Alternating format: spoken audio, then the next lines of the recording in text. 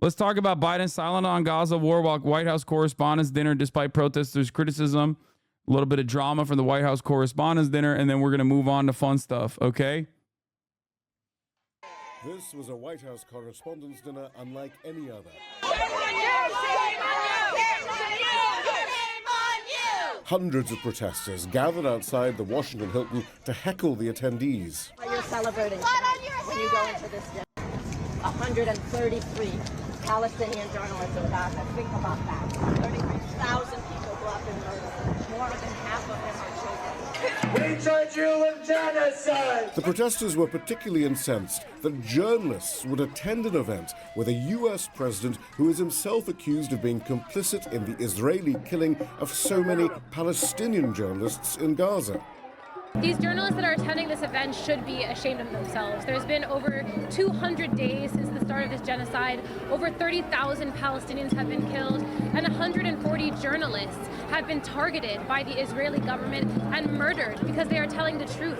And instead of speaking out against that and having any journalistic integrity, they're having dinner and laughing with Biden, who's providing billions of dollars to the Israeli government for them to fund this genocide of Palestinians, and they've said nothing. Gazan journalists wrote an open letter to their colleagues saying, "We insist you publicly boycott the upcoming White House Correspondents' Dinner as an act of solidarity with us, your fellow journalists, as well as with the millions of Palestinians currently." See, now the problem is the American journalists don't think that the Gazan journalists are actually journalists because they don't think they're people at all. In order to become a professional, a part of the professional media class, you have to kind of let go of the attitude that Arabs are humans or Muslims are humans, especially for the past 30 years where, 20 plus years, where the American target has always been one of dehumanization to the Muslims, to the Arabs in general. And if you want to, make a career in journalism, you got to go along with that. Currently being starved in Gaza due to the Biden administration's continued political, financial, and military backing of Israel and cutoff of funding for. There is no better representation of this reality, especially when paired up with like a consistent dick riding of Israel's insane actions.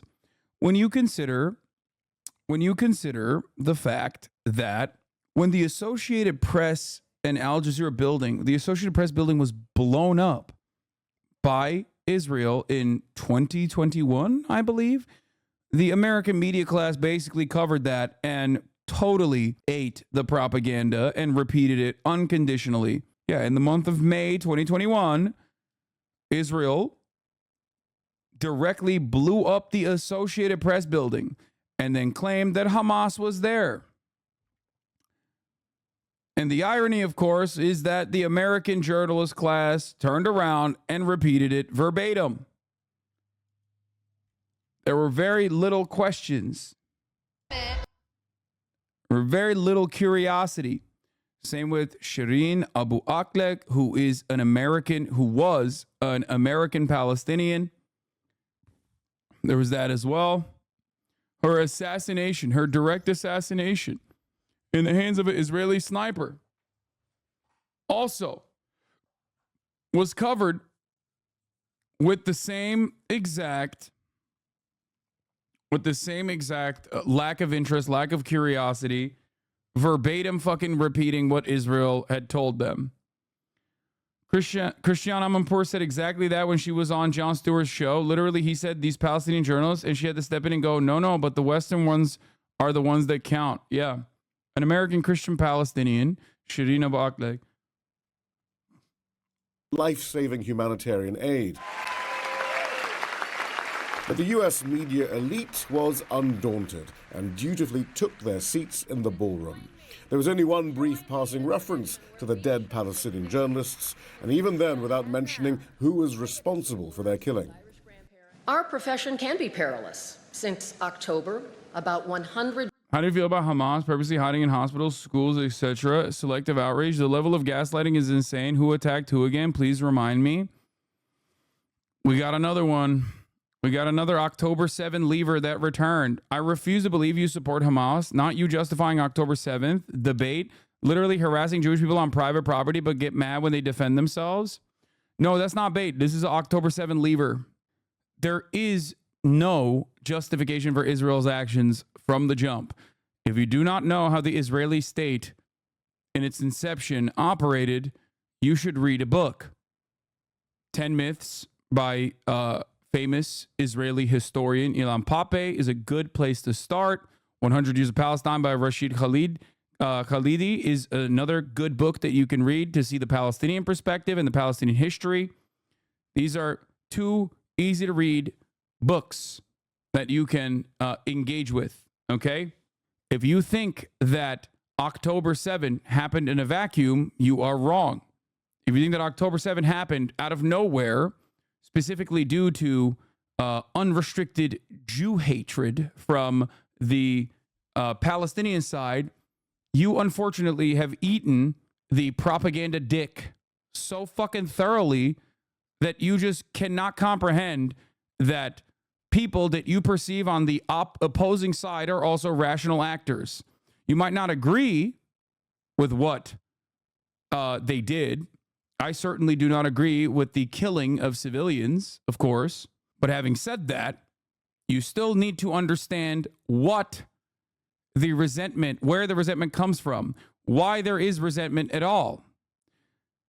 But it feels like you might be too difficult to change the mind of on this issue, considering that I'm talking about Shireen Abu Akleh and also the bombing of the Associated Press building. And you literally immediately repeated that Hamas was purposely hiding in hospitals, schools, etc. There is no conclusive evidence that Israel has given about Hamas hiding inside of hospitals, schools, etc. at all. You have only seen weapons caches that Israel will present every now and then, okay, or used to present every now and then when people were paying attention to what Israel's bombing campaign looked like inside Gaza in this past siege, with the caches being like one fucking AK-47, that in your mind completely justifies Israel's sieges on the motherfucking hospitals. The level of gaslighting is insane to you because you have been gaslit. It's a sad state of affairs. Counter protesters are the ones who are going and harassing Jewish people, Jewish anti-Zionists, as well as all the pro-Palestinian student encampments. I went to the Palestinian student encampment at UCLA and I covered it. We were able to get much better insight into what goes on inside of those encampments, and we saw it. It was all old ass motherfuckers, jobless motherfuckers, rolling up, not even a part of the, not even a part of the campus, not even a part of the student body population, going there deliberately with an attempt, with an interest in agitating. Okay? It's sad. It's sad to see how much someone who has been in this community for a long ass time can be just so deluded on the matter. I still believe that you can change your mind, and I hope you do. I hope you become a little bit more understanding that the Palestinians are also human beings, just like the Israelis are, and they are worthy of emancipation. Anyway, where was I? I don't even know if this dude is still in the chat, but I hope he's listening to what I have to say, and I hope you can change your mind. Journalists have been killed, most of those deaths in Gaza. According to the committee, I legit got banned because emotions were high during the Ukraine issue, but over time I recognize your position as we continue to discuss. Maybe it happens to these folks eventually. Well, the Ukraine situation also unfolded in the exact ways that I have, like, ironic that my prediction that Russia will never invade Ukraine was, of course, completely wrong, which I apologize for immediately. But everything since then has unfolded in the exact ways that I've said it was going to unfold, which is also, I think, part of the reason why a lot of people immediately ran to misconstrue what I was saying and you know, never really looked back. But I'm glad that you became more open-minded to what I was saying. to protect journalists.